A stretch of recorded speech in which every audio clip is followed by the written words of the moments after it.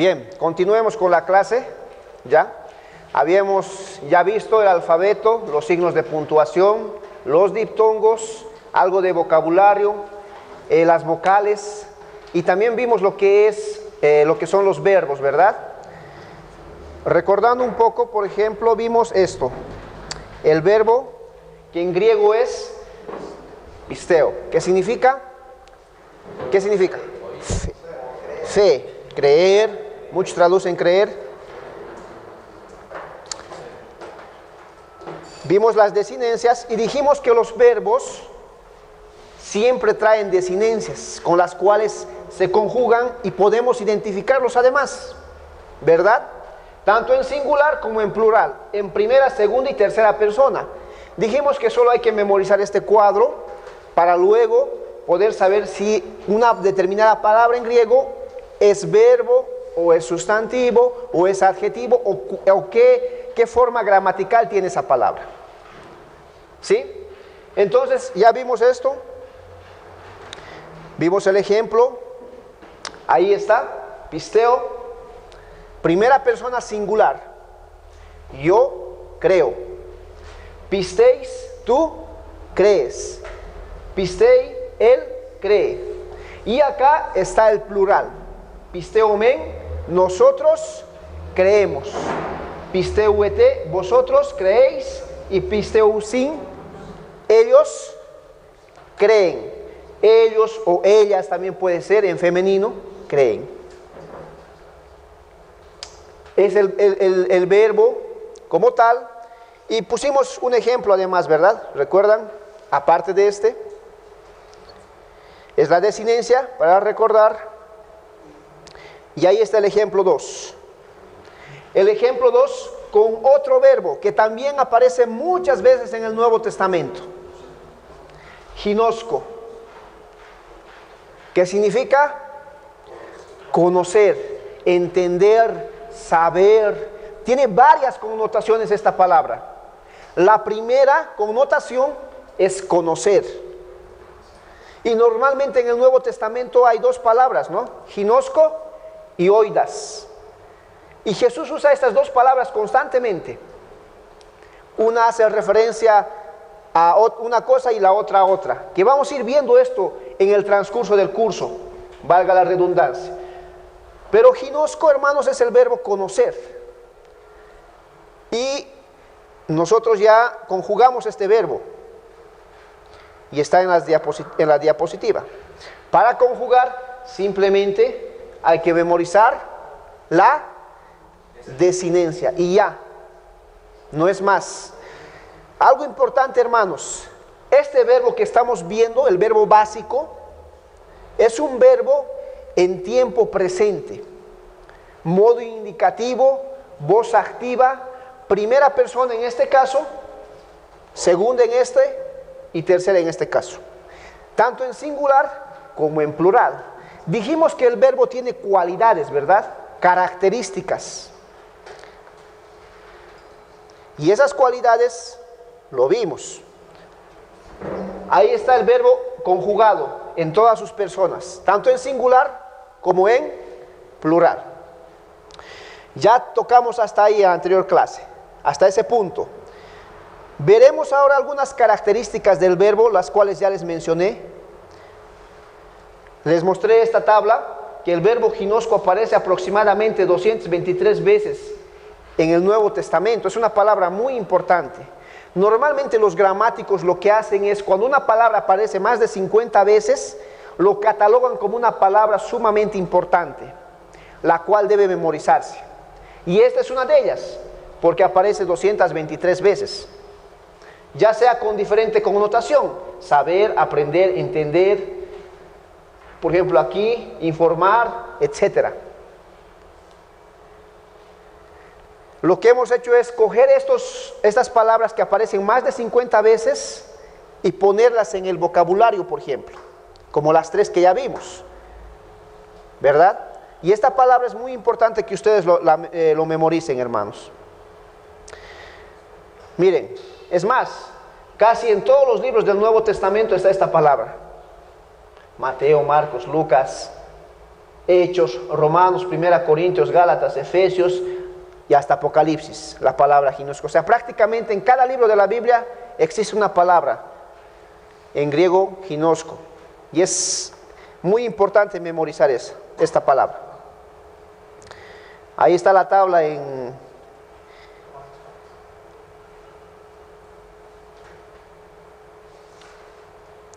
y les di la tarea de poder conjugar, ¿verdad?, este verbo en esos pasajes.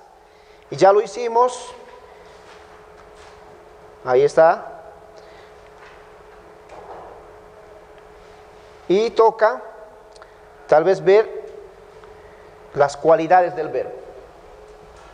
¿Cuáles son las cualidades del verbo? Dijimos que tiene 6 cualidades, ¿verdad? ¿Cuál es la primera? El modo. Muy bien. ¿Y qué es el modo? Acá dice, el modo. El modo indica si la acción del verbo es una realidad o es una posibilidad. Hermanos, a la hora de interpretar esto es muy importante. Usted debe conocer los modos, porque si no conoce los modos, no va a poder interpretar de una manera correcta. Por eso es importante. Es distinto que un verbo esté en un modo que sea una realidad, o que un verbo sea una posibilidad. Es muy distinto. Una realidad a una posibilidad es distinto. Yo tal vez salga. Es distinto a decir yo saldré. La connotación cambia. Entonces el modo indica si la acción de ese verbo es real o no es real. En griego existen 4 modos, hermanos, que a lo largo del curso vamos a ir viéndolo. El indicativo, que indica una realidad. El imperativo, que indica una orden, un ruego, como de un soldado o como de un general a un soldado, de un padre a un hijo, etc. El subjuntivo, que indica una posibilidad. El optativo, que también indica una posibilidad. Y algunos gramáticos reconocen al infinitivo y al participio como 2 modos distintos. Aunque cabe resaltar que el infinitivo, hermanos, es un verbo siempre subordinado, al igual que el participio. No son verbos principales como estos otros. Pero acá lo que nos toca entender es si la acción es real o es una posibilidad simplemente. Eso es lo que indica el modo.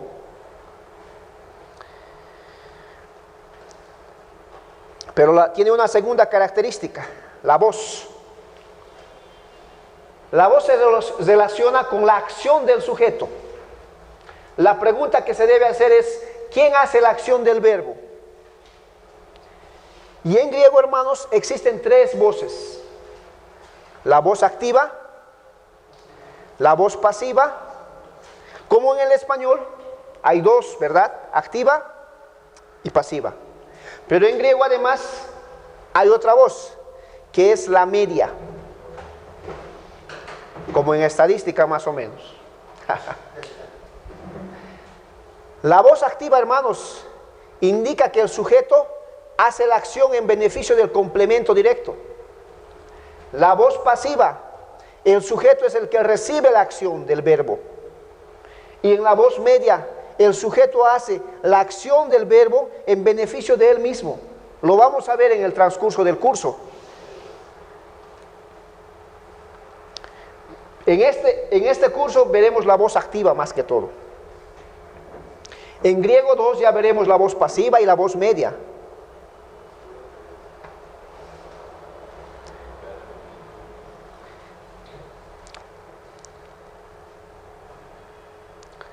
Y por la otra característica, la tercera, es el tiempo, ¿verdad? El tiempo es el rasgo verbal que indica la representación de la acción verbal. ¿Qué quiere decir eso? Quiere decir si la acción es cronológica o es más aspectual. Tiene que ver con el tiempo cronológico.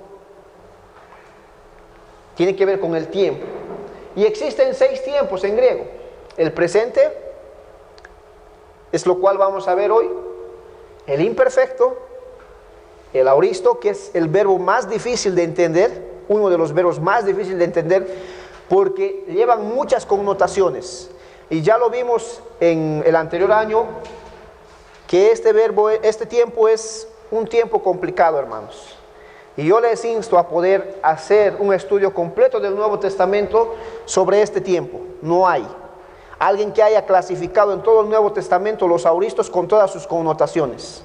El constativo, el ingresivo, el progresivo, en modo indicativo, imperativo, etc. Ese trabajo para una maestría o un doctorado está muy bueno. O una licenciatura si así lo requiere. Pero además está el perfecto, el pluscuamperfecto y el último, el futuro. El pluscuamperfecto es pasado de un pasado. Dentro del auristo y el imperfecto y todos los demás verbos existen otras connotaciones. Ustedes lo van a ver en gramáticas como Antonio Septiem y otras. Pero las básicas son estas. Esa es la tercera característica del verbo.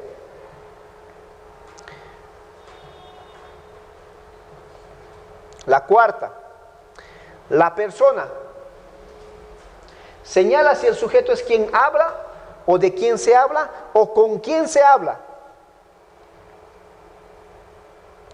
Es distinto decir él juega a que yo juego o nosotros jugamos. ¿Sí? Es muy distinto. Número. Nos habla de la variación de los sujetos. Pueden ser uno o varios sujetos.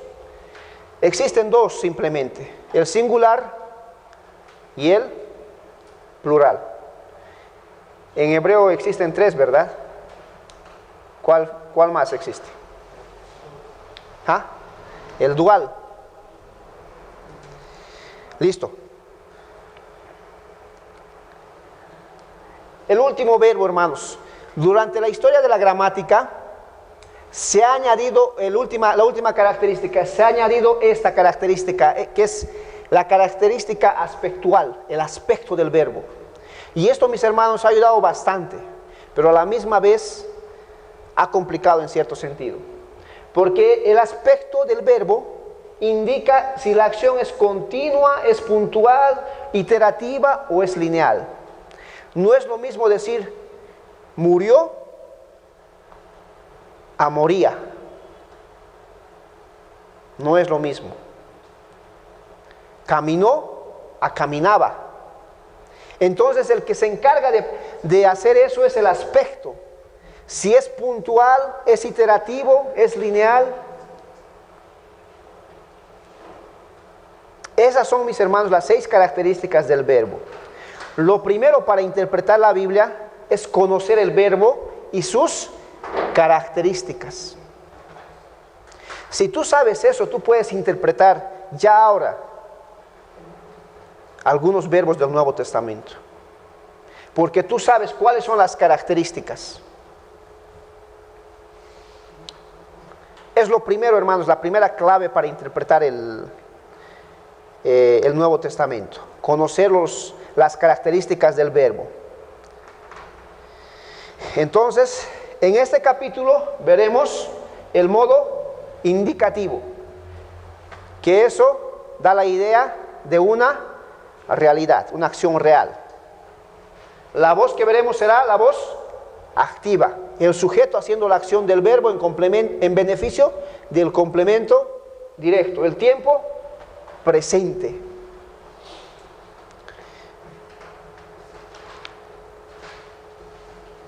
La persona, primera, segunda, tercera persona, tanto en el número singular y plural, y el aspecto normalmente de los verbos será un aspecto continuo, en un tiempo presente continuo. Porque dentro del presente, mis hermanos, también hay presente iterativo, continuo, puntual, progresivo, presente que se parece al futuro, pero sigue siendo presente. El griego es interesante, hermanos, muy bueno.